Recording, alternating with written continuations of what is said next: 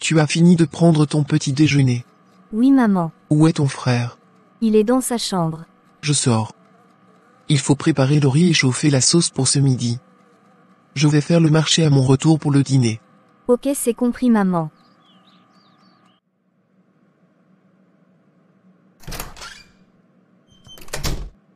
Mon grand. Il est encore tôt pour jouer au jeu. Va prendre ton bain. Je me suis déjà lavé. Tu n'as pas de devoir à faire. Non.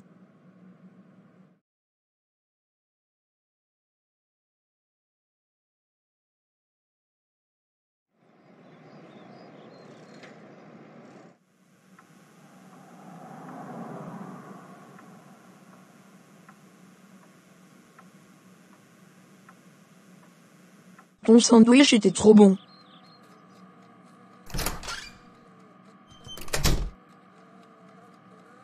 Où est partie votre mère? On ne sait pas. Vous vous êtes disputés ce matin. Non. Je pensais que tu n'allais pas venir.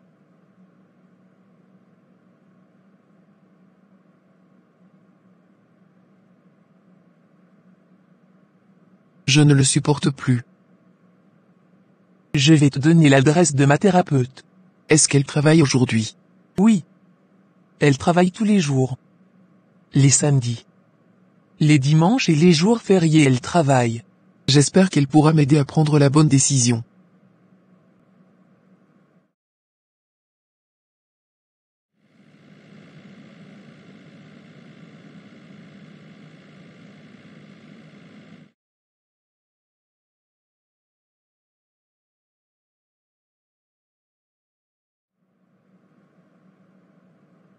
Installez-vous. Merci madame.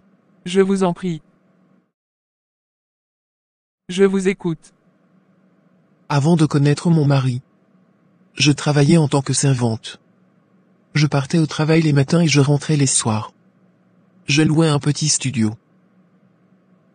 Un jour j'ai trouvé un jeune au portail de l'immeuble. Il avait du mal à l'ouvrir car il s'était trompé de clé. J'avais la mienne donc j'ai ouvert le portail. Il m'a dit qu'il venait d'emménager. Chaque fois qu'on se croisait dans les escaliers on se saluait. Un jour, il m'a invité à dîner. J'ai accepté. Depuis ce jour nous sommes devenus inséparables. Il était célibataire. Ainsi que moi. Quelques mois plus tard, il m'a dit de venir vivre chez lui. Dans son studio. Oui. Il travaillait en tant que chauffeur de taxi. Un jour pendant que j'étais en train de faire la lessive, il est venu m'annoncer une bonne nouvelle. Il avait postulé dans une entreprise. Donc il a eu du boulot. Oui. Et qu'est-ce qui s'est passé par la suite? 6 mois plus tard nous avons déménagé. Et il m'a demandé de ne plus travailler en tant que servante. Et vous avez accepté? Oui. Pourquoi? Il m'a dit que son salaire était suffisant pour nous deux. Chaque fin de mois quand il prenait son salaire, on faisait les calculs ensemble. Vous connaissiez son salaire? Oui. Il m'avait montré son bulletin de salaire. Chaque fin de mois, il me donnait le double de ce que je recevais comme salaire en tant que servante. J'épargnais ce que je recevais. Il venait souvent emprunter de l'argent chez moi. Pour faire quoi? Je ne sais pas. Est-ce qu'il vous remboursait? Non. Un jour il était en train de prendre son petit déjeuner. Il a oublié son téléphone dans la chambre. Il avait reçu un message. J'ai pris son téléphone. J'ai vu 5 messages qu'il n'avait pas encore lus. C'étaient des messages de différentes filles. C'étaient des messages d'amour. Mais il y a une parmi elles à qui il avait envoyé un message en lui disant qu'elle lui manque beaucoup et qu'il a envie d'elle. Elle à son tour a répondu qu'elle ne peut plus vivre loin de lui. J'étais stupéfaite. Je lui ai montré les messages. Il m'a dit que ce sont ses connaissances. Je lui ai parlé de celle qu'il a envie d'elle. Il m'a dit que c'est son ex. Qu'il n'y a rien. La preuve en est que quand il va au travail, il rentre toujours à l'heure à la maison. Les week-ends il est là. Il n'a jamais de coucher. Quand je l'appelle, son téléphone est toujours ouvert. Donc je n'ai pas à craindre. Comment il se comportait avec vous à la maison? Quand il rentre du travail, il ne parle pas. C'est plutôt moi qui lui adresse la parole. Je lui demande comment s'est passée sa journée. J'aborde un sujet et on cause. Quand je suis occupé à faire quelque chose, il est sur son téléphone. Il était comme ça avant. Oui. Il parle peu. Quelques mois plus tard, nous nous sommes mariés. L'année qui a suivi, il y a eu la naissance de ma fille aînée. Comment il était après la naissance de votre fille? Il était toujours la même personne. C'est après la naissance de mon fils que j'ai découvert qui est cet homme. Il a commencé à me traiter comme une servante. Il ne m'aide pas dans les tâches ménagères. Quand je lui fais des remarques, il s'emporte. Il avait un comportement bizarre. Je ne dois pas lui parler de ses erreurs. Je ne dois rien dire dans la maison. Et tout accepter. Je subissais des humiliations. Et ce qui me fait mal, il ne révisait pas avec les enfants. Depuis qu'ils sont petits, c'est moi qui les aide à faire leurs devoirs de maison. Mais il subvient quand même à leurs besoins. Oui. Quand j'en parlais à mes proches, ils me disaient de supporter à cause de mes enfants. Il t'humiliait devant eux. Souvent. Un jour, il était 21h. Et il n'était pas encore rentré. Je l'ai appelé. Il m'a répondu qu'il y avait embouteillage. Je l'ai rappelé aux environs de 23h. Son téléphone ne passait pas. Je suis sorti pour venir prendre de l'air dans le jardin.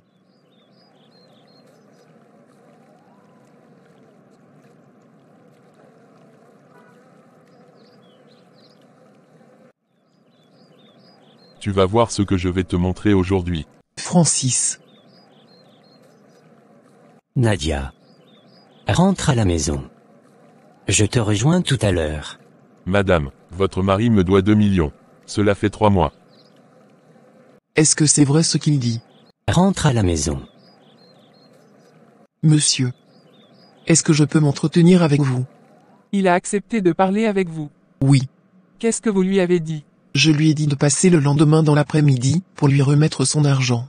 Vous l'avez fait. Le lendemain matin, je suis allé à la banque pour prendre 1 500 000. Et j'ai appelé mon cousin pour lui demander de l'aide. Il m'a dit que mon mari lui doit 1 million. Que de récupérer ça avec lui. Pour régler mes problèmes. Je n'ai pas à rembourser. Quand j'ai raccroché le téléphone, j'ai fondu en larmes. Est-ce que ses parents sont au courant de ce que vous subissez? Il n'a jamais voulu que j'en parle à quelqu'un. Je me suis posé ces questions. Pourquoi mon mari prend des crédits sans m'aviser? Pourquoi il est cachotier? Est-ce qu'il subvenait aux besoins de la maison chaque fin de mois? Oui. Il s'occupait de toutes les dépenses et me donnait l'argent de poche. Il travaillait toujours. Oui. Vous connaissez son lieu de travail? Non. Je l'ai appelé pour lui faire part de ce que mon cousin a dit. Il est resté sans voix. Comme prévu, le monsieur est venu dans l'après-midi. Je lui ai dit que c'est 1 500 000 que j'ai pu avoir. Il m'a regardé et m'a dit ceci. J'accepte les 1 500 000 à cause de vos enfants. Votre mari était présent quand vous lui avez remis l'argent? Oui. Tous les matins. Il partait au travail comme d'habitude. Il respectait les heures. Il ne sortait pas les week-ends, il était toujours là. Un jour. Il était 8h et il était encore couché. C'était un lundi. Je pensais qu'il avait oublié de mettre son réveil. Je l'ai donc réveillé pour lui dire de s'apprêter pour aller au boulot. Il m'a répondu qu'il n'ira pas au travail ce jour. Pour quelle raison? Il m'a regardé droit dans les yeux pour me dire qu'il a été renvoyé de son travail le vendredi. Et il ne vous a rien dit? Non. Je suis sorti pour aller en parler à mon cousin. Il est chef d'entreprise. Pour lui demander de trouver un emploi pour mon mari. Il a refusé. Et il m'a remis de l'argent pour faire du commerce. Il vous a remis combien? 3 millions. J'ai remis tout l'argent à mon mari. Nous avons ouvert une grande boutique de vente de téléphones mobiles. Je lui ai dit de ne pas embaucher de femme comme gérante. Pourquoi? Il m'a dit qu'il avait pensé à ça. Qu'il préfère embaucher un homme pour éviter les histoires. Il a ouvert la boutique. Il m'a montré les photos. Chaque fois que je veux me rendre là-bas, il refuse. Pourquoi? Je ne sais pas. Un jour après avoir fini de faire les tâches ménagères, je me suis rendu à la boutique. Bonjour madame, faites votre choix. Est-ce que votre patron est là? Il n'est pas encore arrivé. S'il vient, dites-lui que sa femme est passée. D'accord. Dès qu'il est rentré à la maison, il a commencé à parler en disant que la fille que j'ai trouvée dans la boutique, ce n'est pas lui qui l'a embauchée et que c'est le gérant qui lui a dit de le remplacer pour quelques jours. Chaque fin de mois, il faisait le point de vente. Vous avez fait des bénéfices? Non. Nous avons fait des pertes. On était obligé de fermer 2 mois après l'ouverture. Qu'avez-vous fait des téléphones? Mon mari les a vendus à un grossiste à des prix dérisoires. Un matin, il m'a dit qu'il partait chercher du boulot. Après son départ, je me suis apprêté pour me rendre au marché. J'étais en train de fermer la porte et soudain. Bonjour madame. Bonjour. J'ai travaillé pendant 2 mois dans la boutique de votre mari. Il n'a pas payé mon salaire. Il vous doit combien? Vous lui avez remis l'argent? Oui. J'ai appelé mon mari pour lui dire que la gérante de la boutique est passée à la maison. Quelle était sa réaction? Il m'a annoncé qu'il a eu un boulot. Et qu'il vient me présenter son nouveau collègue. Où est ton collègue dont tu parlais? Sa femme l'a appelé d'urgence, donc il est rentré chez lui. J'ai payé le salaire de la gérante. Pourquoi tu passes ton temps à me mentir? Je vais me reposer. Tous les matins, il allait au boulot et il rentrait les soirs. Il est venu avec tout son salaire à la fin du mois. Et il m'a donné ma part. J'ai refusé. Pourquoi? Je lui ai dit que maintenant que les enfants ont grandi, il est temps que je cherche du boulot. Comment il a réagi? Il m'a demandé qui va s'occuper des tâches ménagères et des enfants. Je lui ai dit qu'il va m'aider. Je me suis rendu dans une agence de recrutement le lendemain pour déposer mon CV. J'ai attendu pendant 5 mois. Ils ne m'ont pas appelé. Malgré cela, est-ce que votre mari vous aidait dans les tâches ménagères? Non. Puisque vous avez refusé de prendre l'argent qu'il vous donnait chaque fin de mois. Comment vous faites? J'avais un peu d'argent sur mon compte. Depuis que vous vous êtes marié, est-ce que vous parlez d'investissement ou d'épargne à votre mari? Oui, bien sûr. Qu'est-ce qu'il disait? Il dit que c'est son argent. Que je n'ai pas d'ordre à lui donner.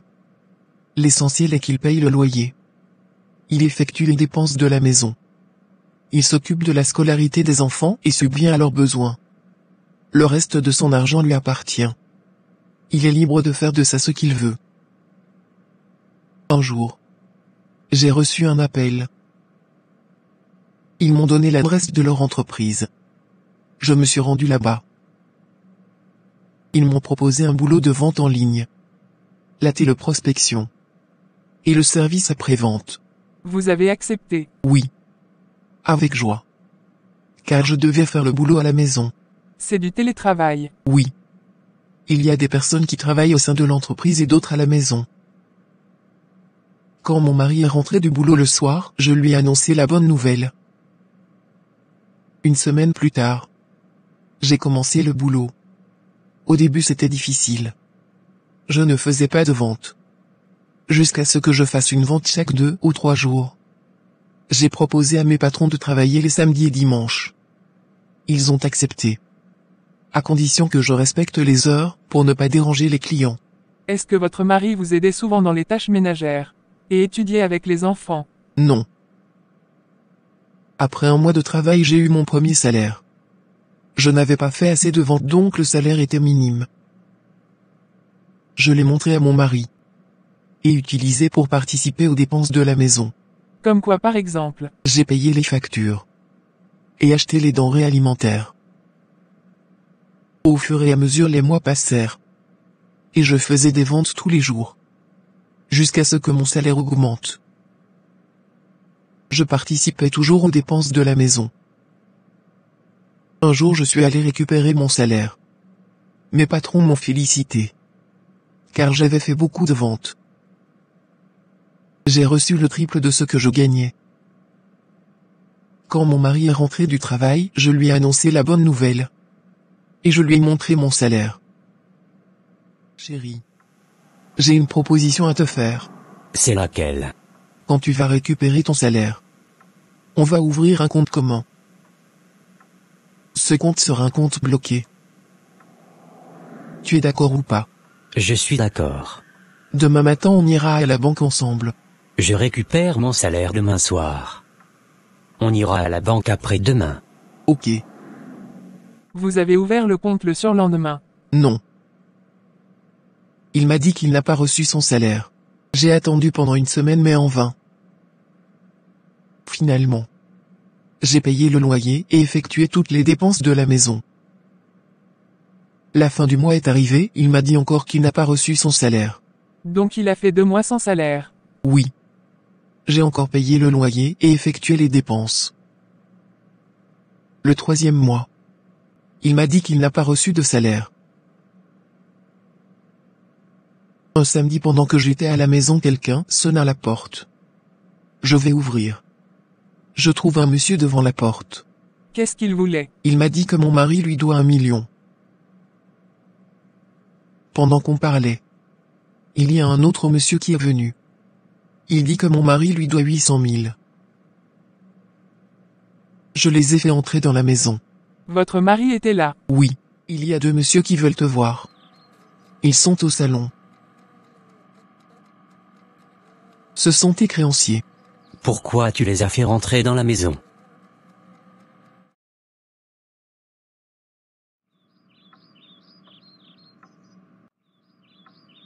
Qu'est-ce que vous êtes venu faire chez moi? Nous sommes venus récupérer notre argent. Je leur ai dit de rentrer chez eux et que je prends l'engagement de les rembourser. Après leur départ, nous nous sommes disputés. Il continuait d'aller au travail. Non. Je lui ai dit c'est mieux de rester à la maison. Puisqu'il travaille sans salaire. Enfin, il va vous aider dans les tâches ménagères. C'est un gros paresseux. Il passe tout son temps sur son téléphone. Chaque fin de mois, quand je prends mon salaire, j'enlève une partie pour les créanciers et le reste j'utilise pour payer le loyer et effectuer les dépenses de la maison. Ce qui fait que je n'arrive pas à épargner. Mes enfants fréquentent dans une école privée. Après les avoir inscrits, j'ai remis de l'argent à mon mari d'aller acheter leurs fournitures. Je lui ai remis l'argent le matin. Il est rentré aux environs de minuit sans les fournitures scolaires. C'est la goutte d'eau qui fait déborder le vase. Franchement. Cette nuit-là nous nous sommes disputés. Depuis ce matin tu es parti. C'est à 7 heures que tu rentres. Où sont les fournitures scolaires des enfants?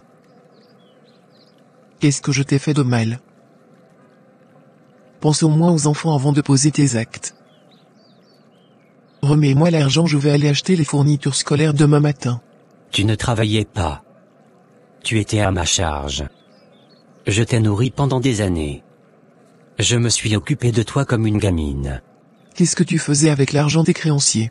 Tu m'empêches d'aller travailler pour que je reste à la maison. Pour être ton béni, oui. Qu'est-ce que tu faisais avec tous les crédits que tu prenais avant que tu arrêtes de travailler? Parce qu'aujourd'hui tu perçois un salaire, tu es devenu hautaine. Sache que j'ai travaillé pendant plusieurs années. Et je te donnais de l'argent. J'épargnais cet argent. Et tu venais prendre des crédits avec moi sans rembourser. J'utilisais aussi pour payer tes créanciers. Tu penses que je vais rester à la maison sans rien faire? Tu as travaillé pendant des mois sans salaire. Toutes les dépenses sont à ma charge. Moi aussi j'avais un salaire. Qu'est-ce que tu as fait avec tous ces millions? Tu es ingrate. À cause de toi je n'ai pas pu faire des économies. Je n'ai plus un sou à cause de toi. Tu as profité de moi. Tu es jaloux de mon travail. Qu'est-ce que tu as fait avec l'argent de tes créanciers? Il vous a dit ce qu'il faisait avec l'argent des créanciers. Non. Je n'arrive plus à le supporter. Nous ne faisons plus. Ça fait 4 mois de cela. Est-ce que vous l'aimez toujours? Sincèrement, je ne l'aime plus. Je ne sais pas comment faire à cause de mes enfants.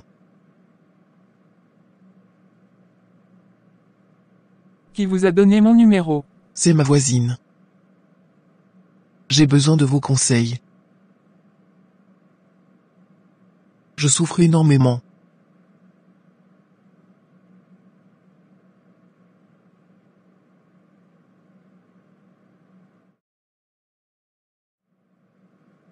Après avoir écouté son histoire, quel conseil vous allez lui donner?